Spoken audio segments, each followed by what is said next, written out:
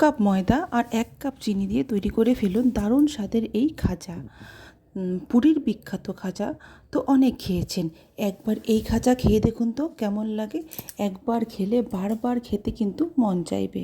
তো খুব সহজেই কিন্তু এই খাজা বাড়িতে তৈরি করে নেওয়া যায়। তো সেটাই আজকে আমি আপনাদের সঙ্গে শেয়ার করব। তো হ্যালো এভরিওয়ান, কেমন আছেন আপনারা সবাই? আশা করছি সবাই ভালো আছেন, সুস্থ আছেন। চলে আসলাম আর একটি নতুন রেসিপি নিয়ে আপনাদের কাছে। আশা করছি রেসিপিটি আজকের আপনাদের ভালো লাগবে। আর যদি ভালো লেগে থাকে তাহলে অবশ্যই কমেন্ট করে আমাকে জানাবেন। তো চলুন তাহলে শুরু করি।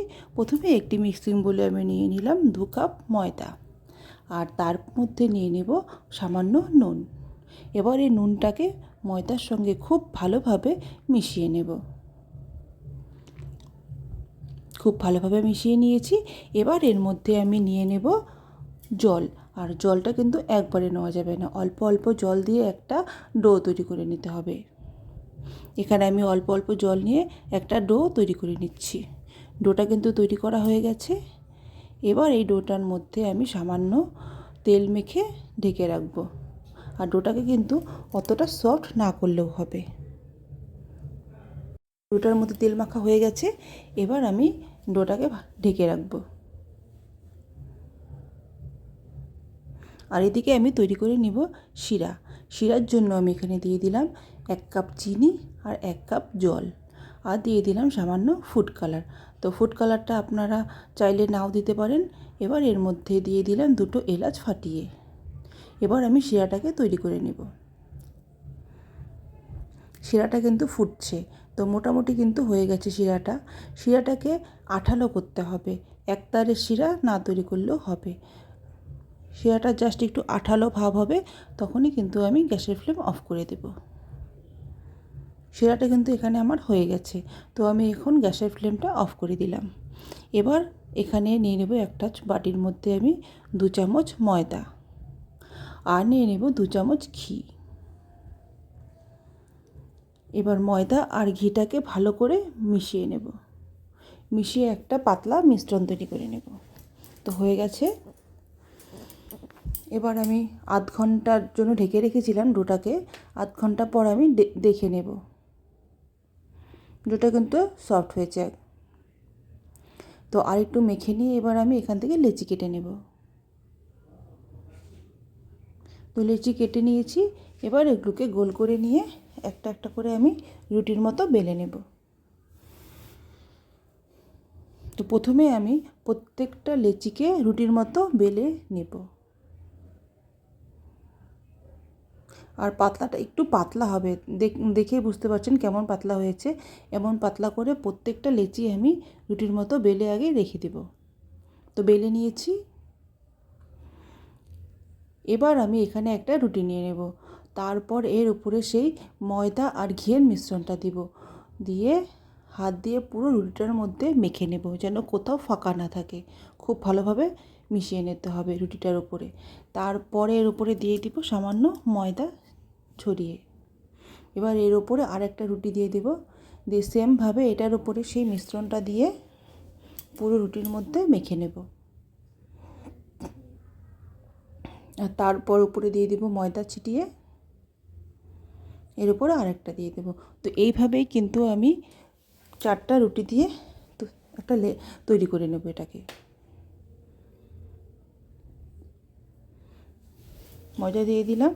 এবার এটা যে লাস্টে যে 4 নম্বরটা দিলাম সেটার উপরেও কিন্তু ওই ঘিটা আর ময়দার মিশ্রণটা ছড়িয়ে দিয়ে ময়দা ছড়িয়ে দিতে হবে উপর দিয়ে। দিয়ে আস্তে আস্তে চেপে চেপে রোল করে নেব। তো খুব বেশি চাপ দেওয়া যাবে না, হালকা হালকাভাবে চাপ দিতে হবে। কারণ বেশি যদি চাপ দেওয়া যায় তাহলে কিন্তু লেয়ারটা নষ্ট হয়ে যাবে। তো হালকা হাতে আমি চাপ দিয়ে করে নিয়েছি। এবার আমি সাইডেরটা কেটে রেখে দেব। রেখে দিয়ে তারপর আস্তে আস্তে ছোটো ছোটো সরু সরু করে কেটে নেব। দেখেই বুঝতে পারছেন মানে কেমনভাবে আমি কাটছি। খুব মোটাও হচ্ছে না, আবার খুব সরুও কিন্তু হচ্ছে না। এইভাবে প্রত্যেকটাকে কেটে নিতে হবে।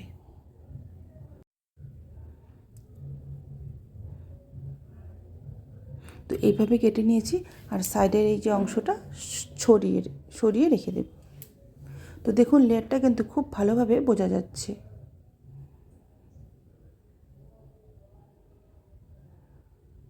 খুব ভালোভাবে লেয়ারগুলো বোঝা যাচ্ছে। এবার এগুলোকে আমি একটা প্লেটের মধ্যে তুলে রেখে তারপর আস্তে আস্তে হালকা চাপ দিয়ে তারপর বেলে নেব। খুব জোরে কিন্তু বেলা যাবে না, হালকাভাবে বেলতে হবে, কারণ খুব জোরে বেললে লেয়ারটা নষ্ট হয়ে যাবে। এইভাবে হালকা হাতে বেলে নিতে হবে। বেলে নিলাম। তো আরেকটা দেখিয়ে দিচ্ছি, সেটাও সেমভাবে হাত দিয়ে একটু হালকা প্রেস করে তারপর হালকাভাবে বেলে নেব।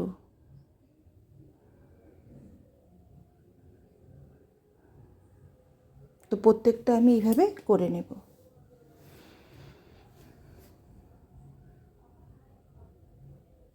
প্রত্যেকটা আমি এইভাবে করে নিয়েছি। এবার কড়াই বসিয়ে তেল কিন্তু আমি হালকা গরম করেছি। তেলটা কিন্তু খুব বেশি গরম করা যাবে না, হালকা গরম করতে হবে। এরপর খাজাগুলোকে ছেড়ে দেব। গ্যাসের ফ্লেম লো রেখে আস্তে আস্তে ভেজে নিতে হবে। একটা পাশ যখন হালকা হবে তারপর উল্টে দিতে হবে। উল্টে দিব। আর আমি কিন্তু খুব কড়া ভাজা করব না, জাস্ট একটু গোল্ডেন কালার হবে হালকা, তখনই আমি তুলে নেব। এই যে এখন আমি তুলে নেব। তুলে নিলাম। এবার এই হালকা গরম শিরার মধ্যে দিয়ে দিলাম। খাজাটা কিন্তু গরম আর শিরাটা হালকা গরম। খেয়াল রাখবেন খাজাটা যেন গরম থাকে আর শিরাটা হালকা গরম থাকবে। এর মধ্যে 2-3 মিনিট রেখে তুলে নিতে হবে। খুব বেশি রেখে দিলে কিন্তু নরম হয়ে যাবে। তো এই খাজা দুটো তুলে রেখে আর ওই খাজা দুটো আমি এখানে দিয়ে দেব।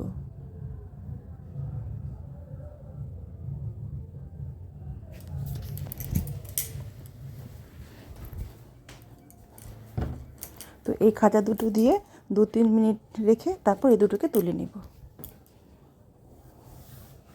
তো সবগুলো কিন্তু আমি এইভাবে ভেজে নিয়েছি। তো দেখুন কতটা রসালো হয়েছে, কতটা রসালো হয়েছে এবং মানে দেখিয়ে বুঝতে পারছেন কেমন হয়েছে। তো ভিডিওটি যদি আপনাদের ভালো লাগে তাহলে অবশ্যই লাইক করবেন, কমেন্ট করে জানাবেন। দেখা হবে আবার নতুন কোনো ভিডিওতে। ভালো থাকবেন, সুস্থ থাকবেন, টাটা।